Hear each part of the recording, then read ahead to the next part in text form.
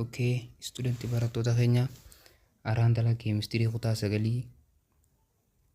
paartii 3 takka tuqaaseedhi.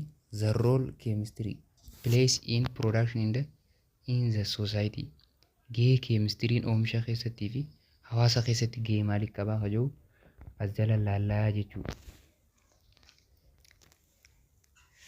At the end of this section, erga section kana xumurte booda, you will be able to describe the application of chemistry in the field of agriculture.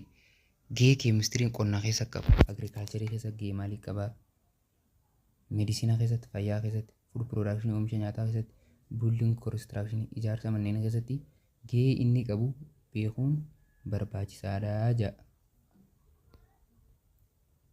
There are many instances in your everyday life that involves the knowledge of chemistry. Fakkeenya baay'ee fudhachuu dandeessa jireenya guyyaa keenya keessatti maal of keessa qabatu beekumsa keemistirii of keessa qabatu. Its application hojii jechuu akkaataa keemistiriin itti hojjetu. It is rule seera isaa. Let us look at some of them one by one. Mee tokkoon isaa as jalatti ilaallu jechuudha. Gahee keemistiriin qonna keessa qabu maal akka jiru. Gahee keemistiriin agriculture keessa gahee maalii qaba akka jiru ilaallaa jechuudha. The history of chemistry has brought the world with chemical fertilizer such as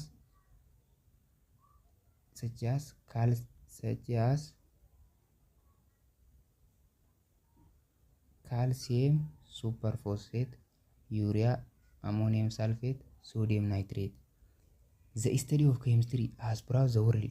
Qonnaan keemistirii kun addunyaa tana maaliif fide? World with chemical fertilizer. Chemical fertilizer kajaan fa'aa kan fa'aadha. Calcium superphosphate, urea, ammonium sulfate, sodium nitrate isaanan kanaa jechuudha. Maali chemical fertilizeriin. These chemical kunneen have assisted greatly increasing the yield of fruit. Firii midhaan keenyaa nu dabaluudhaaf oomisha keenya dabaluu keessatti gahee guddaa qaban. Eenyu? Chemical fertilizeriin. Akka maali? Calcium superphosphate, urea, ammonium sulfate, urea xaayoo jechuudha. Ammonium sulfate, sodium nitrate isaanan kun oomisha keenya dabaluu keessatti increasing the yield of fruit keenya dabaluu keessatti gahee guddaa qaban. Vegetable fuduraa fi muduraa keessatti inda other crop oomisha biraa keessatti gahee guddaa qaban jechuudha. Keemikaala kanneen qabachuu qabdan jechuudha. Figarii takka tuqaa afurra fakkii takka tuqaa afurra ilaalii jedha. Isaanan kanneen fuduraa fi muduraa wantoota warra ittaan akkanaa kana oomisha kanaa kana dabaluu keessatti gahee guddaa qaban jechuudha. Keemikaalli kunneen jechuudha. Keemikaalli calcium superphosphate,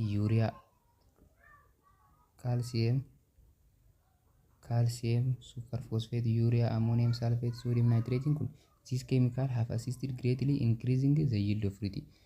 Oomisha midhaalee keenyaa firiitii midhaan keenyaa dabaluu keessatti gahee guddaa qaban. Vegetable keessatti other crop keessatti illee gahee guddaa qabanii jechuudha. Chemistry has been effective in the manufacture of pesticide. Oomisha pesticide keessatti illee maal qaba je bu'aa qaba jechuudha.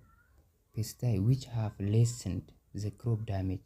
Akka oomishni keenya crop damage hin taane keessa akka xiqqeessu kan godhu jechuudha.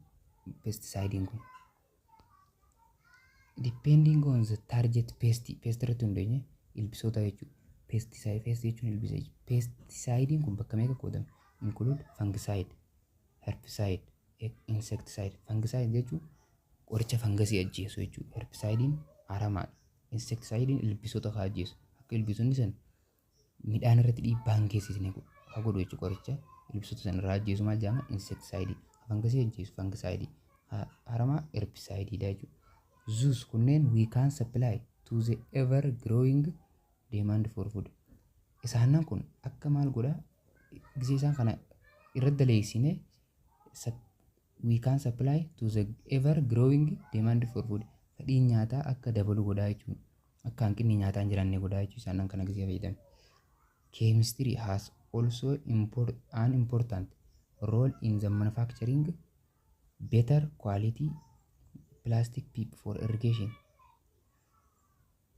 keemistiriin barbaachisummaadhaa jedhe maal keessatti roolii qaba gahee qaba in the manufacturing of better quality haa ta'u plastic PP tuumboo jechuu for irrigation hidhaaf jechuu gahee guddaa qabaachisa oomisha keessatti inda is commonly used for farming keessa fayyadamnaa jechuu this has massively irra guddinaan increasing irrigation hidhanni jechuu hidhi result in better climatein keenya akka qilleensi akka gaarii ta'u godha in which crop grow akka oomishni keenyas nu guddatu godha jechuu jallisiin irrigation jechuu food production keessa gahee maalii qaba keemistiriin oomisha nyaataa keessatti other than it is great contribution gahee guddaa qaba jedhe in the production of different agricultural product oomisha agriculture garagaraa oomishuu keessatti gahee guddaa qaba keemistiriin chemistry has lent to the discovery of different kinds of food preservation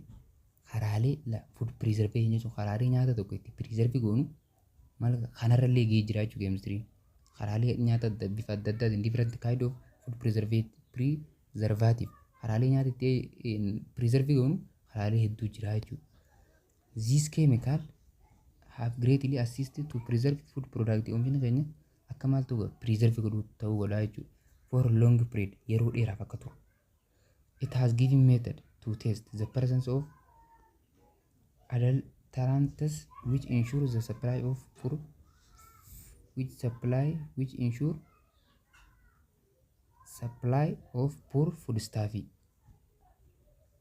food stuff akka dhiyeeffamullee ni godhaa jechuu nyaanni food stuff qulqulluu ta'e jechuu consumer have benefited from new technology kanarraa namni fayyadamee jira jedhe konsumeroonni warri fayyadamu jechuu nyaata consumeriin jechuu that have increased their food availability akkaataa nyaata argama nyaata maree new technology kanarraa warri consumeriin jechuu appearance akkaataa nyaanni argamu nutrition content inda flavoring kun akka qabatee turu godhaa jechuu kan nyaanni dhandhama isaa qabatee turu wanta content nutritional content of keessaa qabu fuduraawwan jechuun nutritional content of keessaa qabu sana akka qabatee turu godha appearance isaa argama isaa food availability kun hundi akka qabatee turu godha jechuudha konsumeroonni faayidaa irraa argatee jira jechuudha namni nyaatu akkasitti ture jechuudha amma local example fakkeenyuma naannoo tokko haa fudhannu of food processing and keeping it for longer period of time is the preservation of raw meat foon dheedhii tokko akka yeroo dheeraaf turu gochuu ni dandeenya jechuudha keemikaala fayyadamnee gahee kana keessatti illee gahee guddaa qabaa jechuudha nyaata eeguu keessatti keemistiriin medicina keessatti fayyaa keessa gahee maalii qabaa akka joolaal chemistry has provided mankind with a large number of life saving medicine qoricha ilma namaa adaanuu jechuudha life saving godhu jireenya ilma namaa akka ilmee wanta kana life saving medicine kana keessatti gahee guddaa qabaa jechuudha dhiyeessuu keessatti keemistiriin we could find a cure for dysentery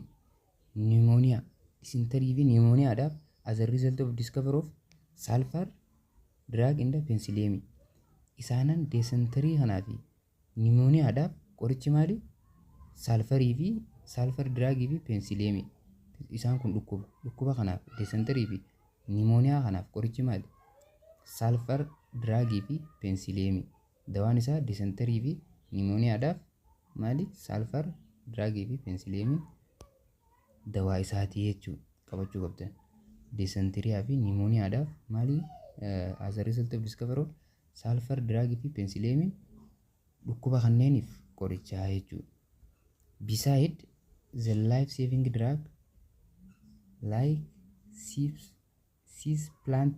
cisplatin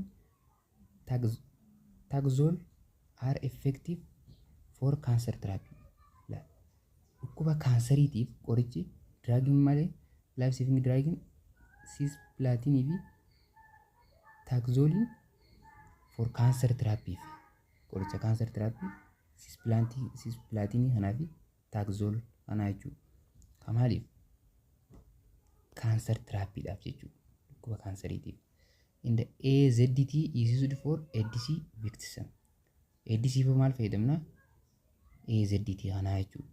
Although AZDT does not cure HIV/AIDS. Akkuma beekamu HIV qoricha namarraa fayyuu hin dandeenye. Garuu inni AZDT kun akkuma multiplication isaa akka waliin horree godha malee dafee guutumaa guututti maaliif jennaan ilaammatti AIDS qoricha dawaan arganne jedhamee beekama. Dawaan isaa kun ammoo AZDT kun akka inni dafee waliin horree godha malee AIDS guutumaa guututti fayyuu hin danda'u jechuudha. Hanga ammatti dhibeen HIV/AIDS waan qorichaan argateen jechuudha. It fights the multiplication of the virus, thereby prolonging the life of the victim. Akkaataa inni yeroo dheeraaf dafee waliin horree godha malee AZDT kun guutumaa guututti HIV nurraa fayyisuu hin danda'u jechuudha. HIV/AIDS as we know is a pandemic that has no curative medication. Akkuma beekamu qoricha dawaan argannee jedhamee beekamaa jira. We need to prevent ourselves. From the killer disease by being abstain, be feasible, reduce number of your sex partners or use condom. Karaalee kana fayyadamuudhaan HIV irraa killer disease irraa ittisuu dandeenya jechuudha. Karaalee kana A, B, C dha jechuudha. A abstain dha, B feasible dha, C use condom dha jechuudha. Sannan kana C condom dha kanaan fayyadamnee prevent godhuu dandeenya jechuudha. HIV irraa ittisuu dandeenya. Common drug qoricha common drug chemistry provide nu dhiyeessu maal fa'aadha? Disinfectant, analgesic, anesthetic, antibiotic, antiseptic, tranquilizer. Sannan kana jechuudha. Disinfectant maal jechuudha? Are used to kill microbe present in toilet. Microorganism sagaraa keessatti argamu, floorii keessatti, drainii keessatti. The sanitizers we use for COVID-19 belong to this group. Sanitizeriin COVID-19 fayyadamnes disinfectant kana jala qoodamaa jechuudha.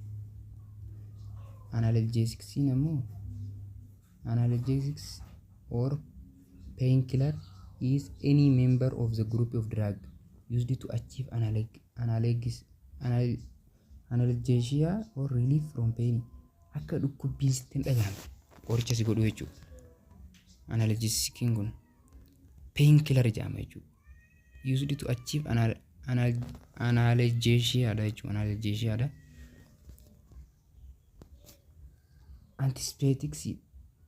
Anesthetics ammoo has made medical operation more.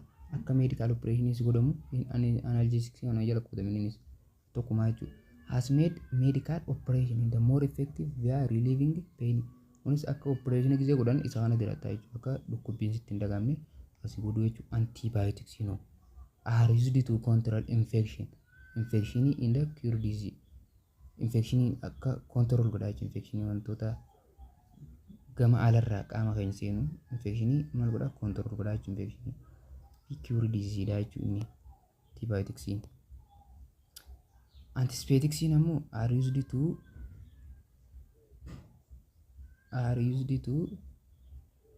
to contamination of the wound by bacteria. Akka madaan keenya takka bakteeriyaadhaan contaminate hin taane akkam faalamne isee madunyuusin bakteeriyaan akka contaminate hin taane akka bakteeriyaan contamination hin taane madaan takka bakteeriyaadhaan contamination hin taane qorichi nuti fayyadamnu maal jedhama? Antiseptics dha jechuudha qabachuu qabdan. Tranquilizer ammoo to reduce tension asirraa ittisuuf yaada bring about calm nama sammuu akka nama xiqqoo dhukkubu yoo ta'e tension asirraa reduce godha. Bring about calm akka taragaagatu akka hin jarjarre asii godhu jechuudha. Peace akka nagaa taatu to patient suffering from mental disease namni hirrina sammuu qabu jechuudha. Mental disease qabu qoricha kana fudhataa jechuudha. Tranquilizer kana jechuudha. Tranquilizer kana fudhataa jechuudha. Qoricha maal si godhu? Tension asirraa reduce godhu. Bring about calm peace akka nagaa taatu to patient suffering from mental disease namni qoricha mentaalidhaan miidhame mental disease akka maal godhu? Akka taragaaga'u akka suuta deemu haa godhu jechuudha. Akka yaada dhiisu yaada tension irraa hir'isaa jechuudha. Tranquilizeriin kun jechuudha. Building constructional material ijaarsa kana keessatti gahee maalii qaba? Keemistiriin gadi olaallaa jechuudha. Building constructional material keessatti ijaarsa manneen keessatti by providing building resource needs such as glass, steel, cement fa'aa. Chemistry helps in the construction of safer house akka ijaaramu godhuuf manni. Multi story structure manni caasaa story guddaa akka ijaaramu gochuudhaaf. It also helps in the construction for long lasting durable dams akka hidha jechuudha. Bridge daldala fa'aa, lageen fa'aa hidha kana keessattis gahee qaba jechuudha. The best example here could be Grand Ethiopian Renaissance Dam, hidha Itoophiyaa guddicha, which is under construction in the eessa jalatti argamu Beenishaangul Gumuz region, naannoo Beenishaangul Gumuzitti argamu jechuudha. Hidha guddicha isa kana baana,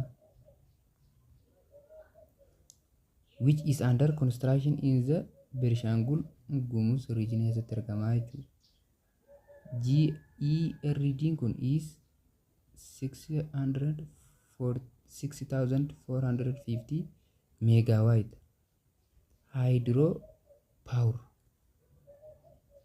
hydropower project near completion of the Blue Nile in Ethiopia.